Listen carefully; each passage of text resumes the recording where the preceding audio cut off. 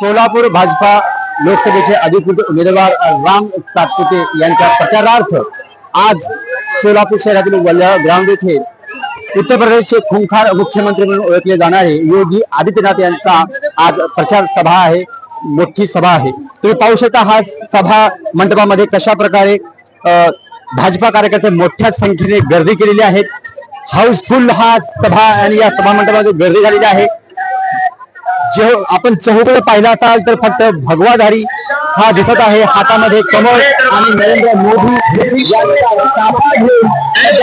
युवक आक्रोश करत आहेत। कधी एकदा योगी आदित्यनाथ येणार यांची सध्या उत्सुकता या सभा मंडपात लागलेली आहे। तुम्ही पाहू शकता हा कशा प्रकारे हा माहोल झालेला आहे। जय श्रीरामचा नारा या सर्व भाजपा कार्यकर्ता देण्यात येत आहेत।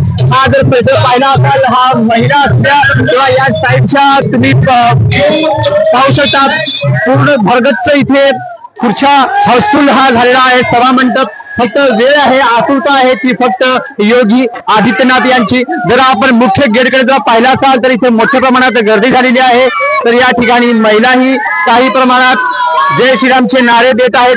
जाणून घेऊया त्यांच्या काय भावना आहेत। आज योगी आदित्यनाथ यांची सभा पार पडणार आहे, काय अपेक्षा आहे त्यांच्याकडून?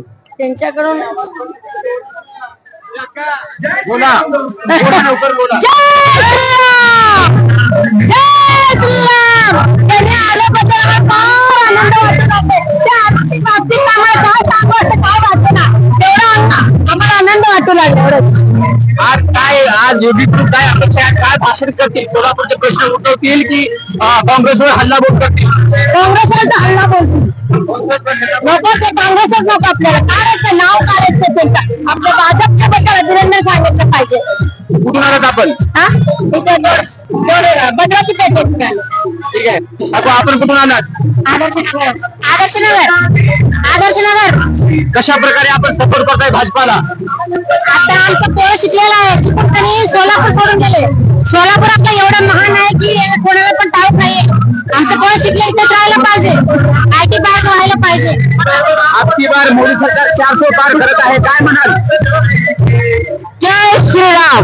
आपल्याला माहिती आहे याच्या वेळेला मोदी सरकार हे 400 पार करणारच आहेत। आपकी बार मोदी सरकारच येणार आहे। मला माहिती आहे तुमचा सर्वांचा उत्साह शिगेला पोहोचलेला आहे, पण सगळ्यांनी सहकार्य करायचे, बसून घ्यायचे। मंचाच्या समोरील बाजूस पलीकडे उजव्या हाताला सर्व महिला भगिनींसाठी बसण्याची व्यवस्था करण्यात आलेली आहे। त्या ठिकाणी सर्व महिला भगिनींनी बसून घ्यायचंय। जनता पार्टी पक्ष हा शिस्तीचा पक्ष म्हणून ओळखला जातो, त्यामुळे आपण शिस्तीचा भंग नाही करणार आहोत। आपल्या सर्व पोलीस बांधवांना सुद्धा आपल्या सगळ्यांना सहकार्य